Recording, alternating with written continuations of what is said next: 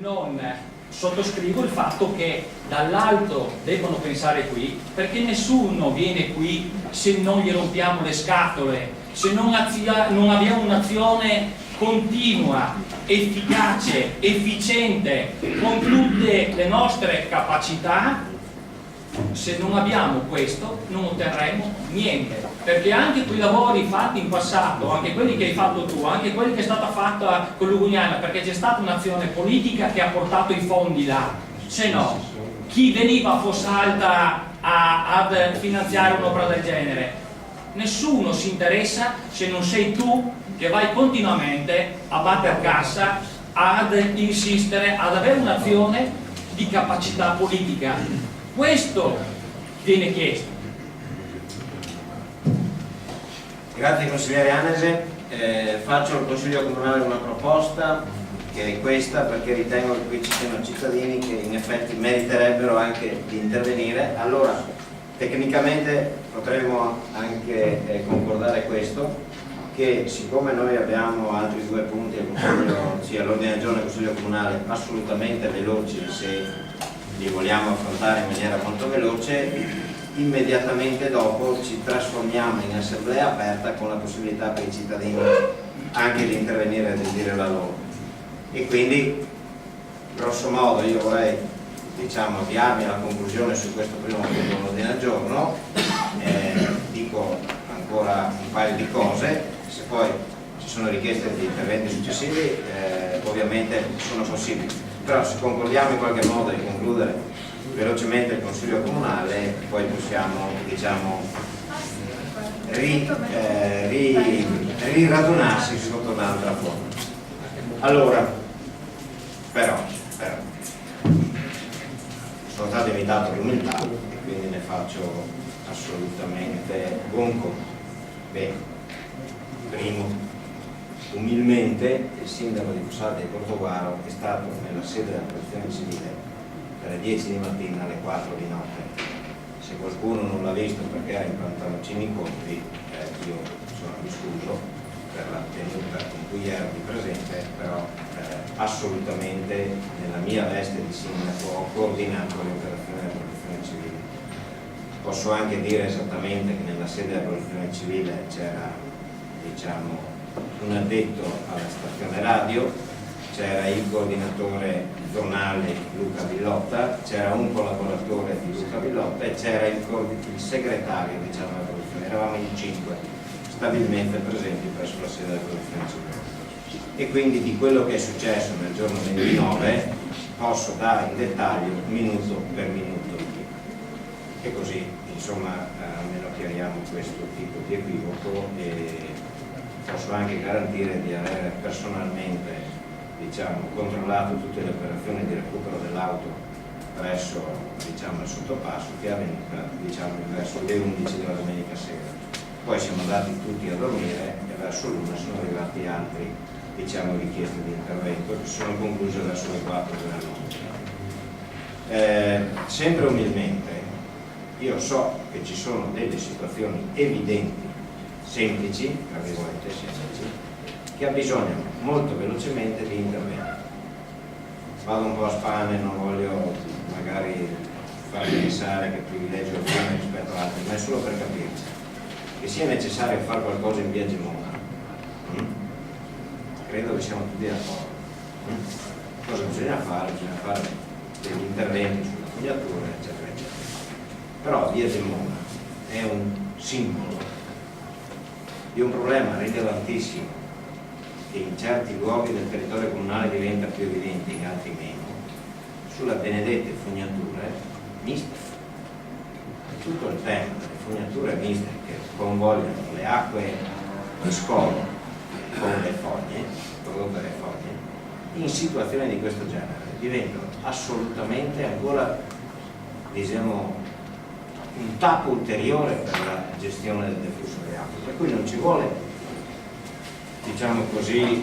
proprio uno studio infinito per dire che oggi le fognature andrebbero su un determinato canale di scolo e le acque su un altro canale di scolo. Però certamente non diciamo un'eresia se diciamo che l'80-90%, adesso non mi ricordo più le percentuali, della nostra rete fognaria è impostata come fognature miste, ok? Di chi è la colpa di questo? Io sinceramente non mi avventuro a dire esattamente di chi è la colpa, se non grosso modo di quella concezione che avevamo sia come istituzioni, perché le abbiamo autorizzate, sia dei cittadini che le hanno, diciamo, realizzate, convinti che così andasse bene, che fosse sufficiente. È ovvio che non è sufficiente, è ovvio che dovremmo mettere mano, per esempio, a tutto questo sistema fognario. Qua posso solo dire che noi che siamo soci del KDT, che è, diciamo, a pochi giorni, io mi auguro, della fusione col consorzio DL, proprio per adunare le forze, per tentare di dare le risposte che i cittadini vogliono, ha già un programma trentennale, perché ci è stato chiesto in sostanza dalla legislazione nazionale, ha un programma trentennale di intervento, tra cui insomma tutta una serie di opere sulle fognature. Chiaro che è trentennale perché bisogna farlo pagare ai cittadini queste cose, perché oggi c'è una legislazione che ci impone che queste operazioni qua vengano fatte con i soldi provenienti dalle tariffe che pagano i cittadini, per cui bisogna programmare le opere in maniera da programmare sia le entrate sia, diciamo così, le opere. Altro esempio, tanto per capirci, poi magari nel dibattito successivo ne parleremo, che ci sia un problema in via Roma, via Cavour, via Manini, qua l'incrocio via Fontana, è evidente, okay? È altrettanto evidente che lì siamo in una zona più bassa di tutte quelle altre zone del nostro capoluogo e che lì bisogna fare un intervento specifico aggiuntivo di un certo tipo, non assolutamente banale, che noi abbiamo già quantificato grosso modo 100.000 euro, perché lì non è una caditoia, diciamo, su cui bisogna intervenire. Il problema è che ci vuole insomma una certa risorsa, okay? Oppure che in Viale Trieste occorre intervenire, credo che sia già dalla precedente alluvione in cui io sono stato insieme a qualche persona qui presente in via Gandhi, per dire che quella situazione di via Gandhi certamente non è una situazione molto positiva, e anche lì una zona assolutamente, diciamo, più bassa di altre, che mette insieme questo tipo di problema con la difficoltà del deflusso delle acque nella parte nord del, così come i problemi che sono stati citati nel Consiglio Comunale. A onor del vero, tocca anche dire pubblicamente che in via Balestra al di sopra tiene gelatando di acqua, che ha, diciamo, occupato il garage scandinati di alcune abitazioni, per cui in effetti c'è stato anche questo tipo di intervento, e che via Balestra, tanto per capirci, non è nella lista che ho letto prima degli interventi della protezione civile, ma solo perché un componente della protezione civile abita in via Balestra, per cui era molto incerto su preoccuparsi del resto del territorio comunale o preoccuparsi, diciamo così, della propria abitazione. Ecco, e quindi su questo proprio concludo, insomma, è vero, opere di natura diversa e di costi diversi sono certamente tutti necessari. Ultimissima cosa, perché mi è stata anche accennata la questione del depuratore di Villanova, eccetera, perché a Villanova c'è stato sicuramente l'episodio nuovo di quel forte allagamento davanti alla stazione di Caserta dei Carabinieri che arrivava, diciamo, anche verso Stiago, e lì, anche lì noi sappiamo che c'è un sistema di fognatura mista che porta le acque al depuratore di Villanova, in cui può darsi che questo tipo di sistema naturale di scolo non sia così sufficiente per affrontare situazioni di questo genere, ma che bisogna, che ne so, rivedere il sistema di sollevamento delle fognature per la destinazione sempre al sistema di depurazione.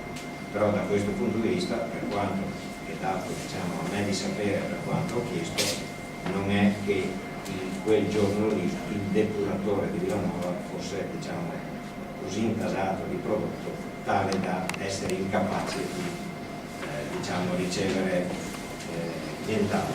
Ultimissima cosa, sempre nella zona di Villanova, ricordo, non è scritto in nessun documento, ricordo che anche da Vignago ha sollevato, diciamo così, problemi al suo interno di allagamento, problemi che ha anche che hanno anche fatto, diciamo, destare qualche preoccupazione all'interno della fabbrica. Diciamo che ci siamo sentiti 2 o 3 volte nell'arco della domenica, che abbiamo verificato le situazioni, e anche qui io so, qualche cittadino mi ha sollevato il problema che la Vignago fosse una specie di tappo per il deflusso delle acque, diciamo, della zona di Villanova.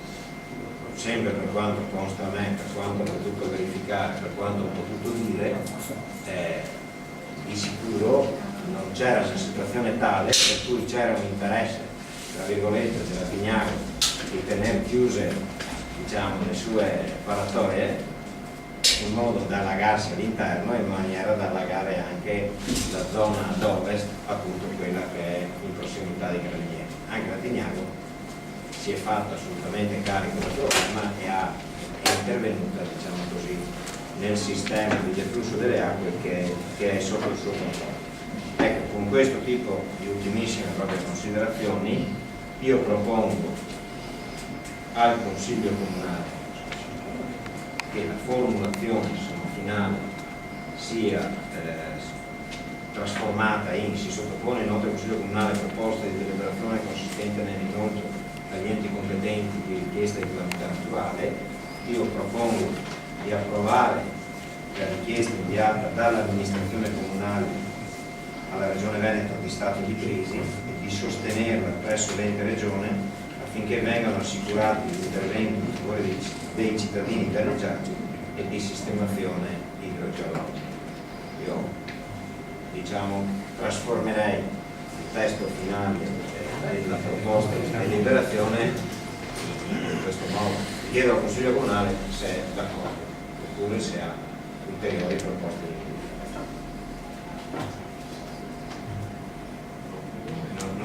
Se non ci sono interventi, credo che devo porre in votazione. Pongo in votazione la proposta di delibera così come riformulata, che è ritenuta che poi verrà materialmente scritta al punto. Favorevoli? Contrari? Astenuti? Nessuno. Bene.